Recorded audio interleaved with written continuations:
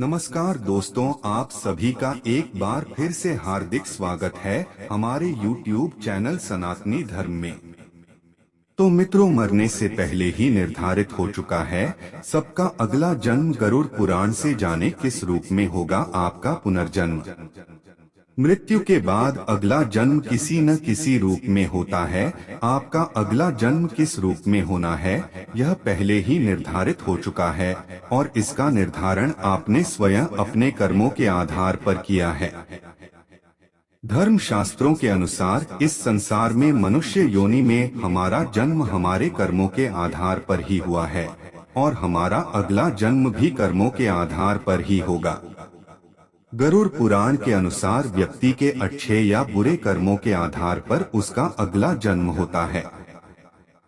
मृत्यु को लेकर गीता में भगवान श्री कृष्ण कहते हैं कि जन्म और मृत्यु जीवन का ऐसा चक्र है जिससे हर किसी को गुजरना पड़ता है।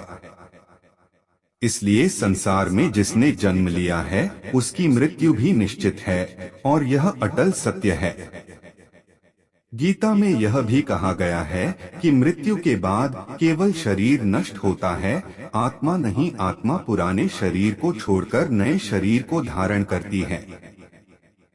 गरुड़ पुराण में कुल 84 लाख योनियों के बारे में बताया गया है। इसमें मनुष्य योनि को सबसे श्रेष्ठ योनि माना गया है।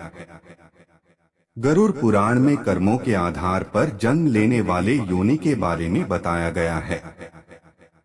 यानी मृत्यु के बाद आपका जन्म किस योनि में होगा यह पहले से ही निर्धारित है, क्योंकि आप अपने जीवन में जिस तरह का कर्म करेंगे मृत्यु पश्चात उसी के आधार पर आपका अगला जन्म भी होगा।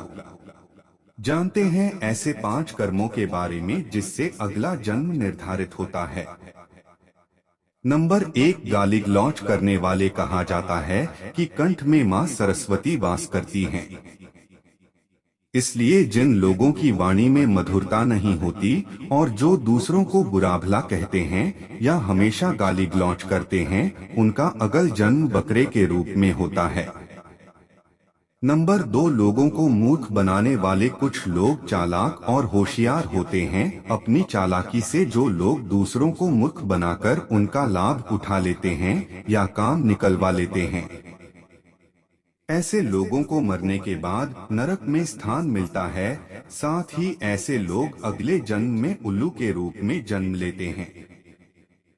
नंबर 3, धर्म का अपमान करने वाले। जो व्यक्ति धर्म, वेद, पुराण जैसे धार्मिक ग्रंथों का अपमान करता है, ईश्वर के प्रति श्रद्धा भाव नहीं रखता और पूजा पाठ नहीं करता है, वह आस्तिक कहलाता है।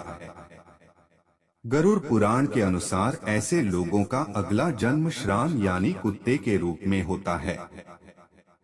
नंबर 4, मित्र के साथ छल करने वाले। दुनिया में मित्रता का रिश्ता सबसे खूबसूरत होता है, लेकिन कुछ लोग मित्र के रूप में शत्रु बने रहते हैं।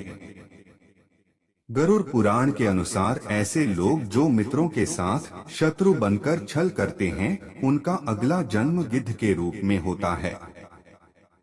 दोस्तों, यही कुछ कारण है जो आपका अगल जन्म निर्धारण करता है। इसीलिए गीता में श्री कृष्ण कहते थे कि जैसा कर्म करोगे वैसा ही फल मिलेगा।